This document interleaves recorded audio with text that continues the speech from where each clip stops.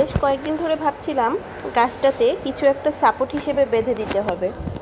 আসলে অফিস থেকে এসে 3 বারান্দার কাছে পানি দিতে গিয়ে আর গাছের অন্য কাজের সময় হয়ে ওঠে না। তাই গাছের পরিষ্কারের কাজ আর যত যত্নআদ্যির কাজ করার জন্য আমার ছুটির দিনের অপেক্ষায় থাকা লাগে।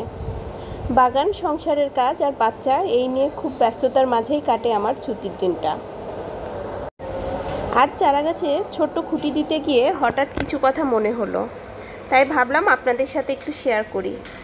ধরুন আমি একটি চারা গাছ থেকে ফল পেতে কিংবা এটাতে বড় করে তুলতে এতে উপযুক্ত মাটি দিচ্ছি, সার দিচ্ছি, সময় মতো পানিও দিচ্ছি, কিন্তু খেয়াল করলাম না যে সময়ের সাথে এই পরিবেশে সে খাপ খাইয়ে নিতে পারছে কিনা। কোনো দমকা হাওয়া তাকে ভেঙে ফেলবে না তো?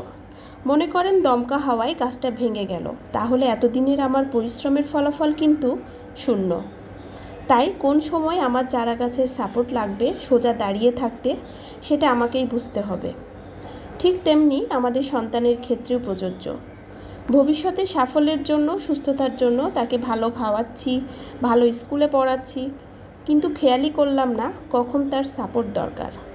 যখন আমাকে দরকার হবে তখন বাচ্চার পাশে যদি না থাকি, তাহলে এমনও তো হতে পারে ভবিষ্যতে বাচ্চাটা মাথা উঁচু করে সোজা হয়ে প্রতিকূল পরিবেশে বাঁচতে একটু কষ্ট হতে পারে। তাই যখন যেখানে সাপোর্ট দরকার সেটা দেওয়া উচিত। আমি খারাপ কাজের সাপোর্টের কথা কখনোই বলবো না, কিন্তু সন্তানের ভালোতে অবশ্যই সাপোর্ট করা উচিত। ব্যস্ততার মাঝেও তাদের পাশে বসা, একটু হাসি আনন্দ করা, মজা করা আর উপলব্ধি করা বাচ্চাটার বর্তমান অবস্থা সম্পর্কে।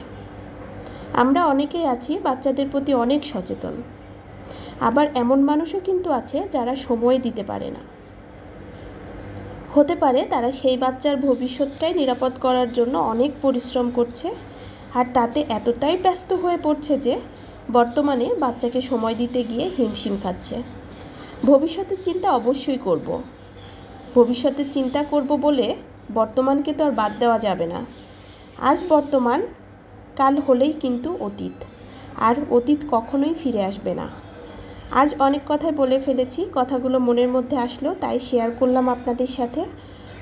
সবসময় আপনাদের সামনে তো গাছ নিয়েই কথা বলে থাকি, আবার আপনাদের সামনে হাজির হব অন্য কোনো গাছ সম্পর্কিত ভিডিও নিয়ে। সবাই ভালো থাকবেন, সুস্থ থাকবেন, আর বেশি বেশি গাছ লাগান। গাছ লাগলে আমাকে বলবেন, অবশ্যই আমি আপনাদেরকে চারা দেওয়ার চেষ্টা করব। আজকের মতো আল্লাহ হাফেজ। সবাই ভালো থাকেন, সুস্থ থাকেন।